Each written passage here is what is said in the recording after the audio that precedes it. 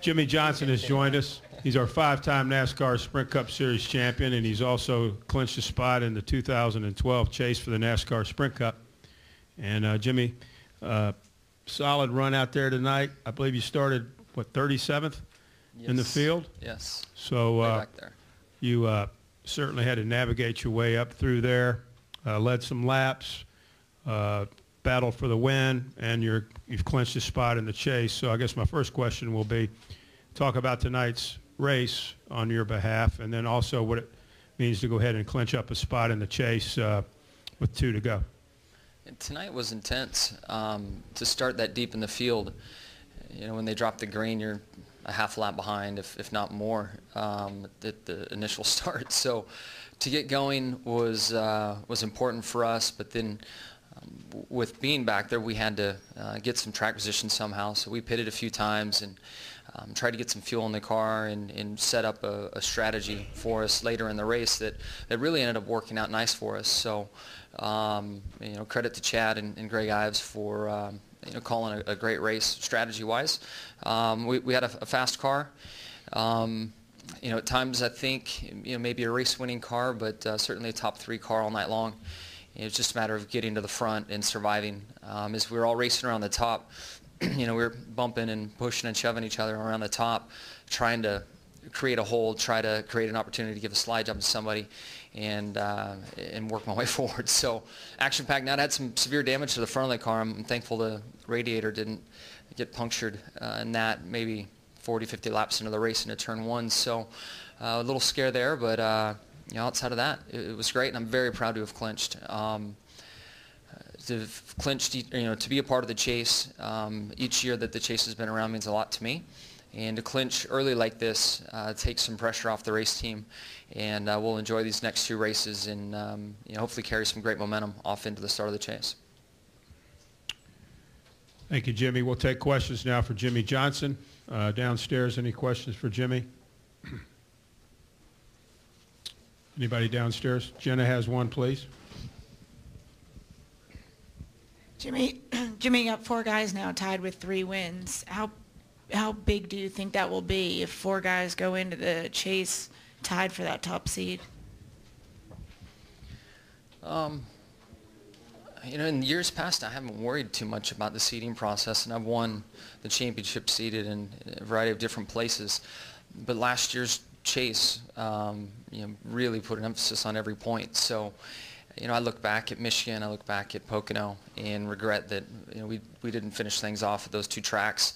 And, you know, we seeded number 1 with 6 more points than everybody if it ended now. But, you know, that I can't do anything about that, I guess. I should stop complaining about it. But we'll just have to see. I know this year's chase is going to be ultra competitive, and, you know, it's shaping up to certainly be that way. Let's go to Marty Smith, then we'll go to David Newton, then we'll go to the press box. Right behind you there, Kristen. Marty Smith. Marty Smith, ESPN. Did you, Jeff noted the intensity tonight. Did you notice that maybe some of the intensity that made this place such a tough ticket for fans was back a little bit tonight as compared to recent years? Yeah, I think so. I mean, I'm not sure what played through to the fans and to the spectators watching, but inside the car, you know, to complete a pass, you had to set someone up and make this bonsai pass to slide up in front of them. Then when you were around the top, the pace was so high up there, you know, it was intense for us inside the car, but I don't know if that crossed over for everyone else. You know, there seemed to be plenty of bumping and banging around the top lane, you know, so hopefully that came through well. But yes, the intensity was up inside the car. I'm just not clear how it came across on TV. Let's go to David, and then we'll go to the press box. Go ahead. Yeah, kind of similar question, but did you like that style compared to what you had in the last couple of years here? You know, it was a little different in the way, you know, the top is where you had to be. But I guess if I really think about it, it's no different than when you had to run the bottom. This track has been very difficult to pass on over the years, and you know, we had a period of time where it was easy to run side by side, and then now a big effort to get it back to a single file lane again. So it In some ways, it's the same. We're just racing on a different part of the racetrack. Let's go to the press box, and then we'll come back downstairs. Go ahead, press box. Reed Spencer with the NASCAR Wire Service. Jimmie, I think the top 4 cars all came to the pit road on lap 325, so 175 laps left. At one point of the race, there was some concern about getting to the end on fuel, but as it played out, it didn't seem like anybody had a problem. Was that just because of the number of caution laps, or were you able to save any on the racetrack at all? Yeah, it was definitely saving under cautions. Caution laps helped, and then the first, 2/3 of that event, the last run, I should say, I was saving fuel.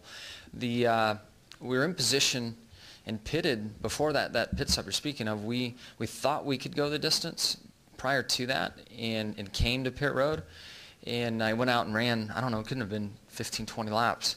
And Chad, after doing the math, was like, we won't make it from here. We've got to come again. I was pretty nervous to pit again that late, but I came back out in 12th and still found my way up to second. So, fuel was a concern at the start of the run. It was, saved as much as I could. But and then with 2 to go, Chad said, be smart and save fuel. And I'm thinking, what? Don't make me fret about things now. And we didn't have any issues. Back downstairs, I believe Mulhern had one, and then I think Marty had another one. Go ahead, Mike. Mike Mullen.net. Thank you very much for one of the best races I've seen here in years. It was fantastic. But it took a long time. Seriously? Yes. Yeah, cool. Honestly, yeah, it was fantastic. Just make sure I didn't know. It was like, but how long did it take you guys to actually figure out what was going on the racetrack? I mean, it took us a couple of hours to figure out what the rhythm might even be with all the different strategies and everything. Strategy-wise, it was tough to know what was going on, but Chad did a great job of putting us in position. So the strategy we had worked really well. I'd say the eye-opening experience for me was 50 laps in. Chad told me the 5 car got up onto the ground surface and was making a ton of time up there. And I started playing with it, and I could watch the progression of every race car on the track. I mean, every spotter delivered the message, and you could see every car flirting with it and working it in, and off we went. So that was the big moment in the race. And then from there, you just had to be very, very smart and strategic about when you try to pass the car in front of you. If you had a good gap behind you, you could maybe work on the bottom for a corner or two and have a hole to fall back into if it didn't work out. If not, you just had to wait and sit and wait, and it was tough to be patient. And I watched a lot of guys jump out of line being impatient, and we just fill that spot and move forward and work our way up. Let's go. Let's get Dustin first, since he hadn't had one. Then we'll go to Marty. Dustin Long, SI.com. Jimmie, with your finish, with what you guys have done running wise here lately, what did you get accomplished tonight that will help you for down the chase, even though there isn't another track like this on the schedule? It's just a good confidence booster. Running well here. It's a tough racetrack. It's been tough on the 48 team over the years. And yesterday, did not go well with the rain, and the way we were spending our time in our tire allotment in practice, we got burned yesterday. So frustration was high, but we rallied back and had a great race tonight. So yes, you're right. There is not another racetrack like this in the chase, but momentum is key. Pit stops were strong tonight. That's all more reps and very helpful moving forward. And locking is awesome. It takes a huge weight off our shoulders. Final question comes from Marty. Marty? Did you see Stewart's toss? No, I didn't. I saw him lingering, kind of waiting with his gear. I figured something was going to happen. It was pretty epic. I heard he had a good toss on it. It was full-blown Strasbourg, man. I know he impressed our crew. I mean, they were all talking about What'd they say? What'd they say? They said he had an arm on him. He had a good throw and hit it dead center. Hit the hood. Jimmie, congratulations, and congratulations on clinching the chase. And see you soon. He did? Did she? Oh, she. Pretty good.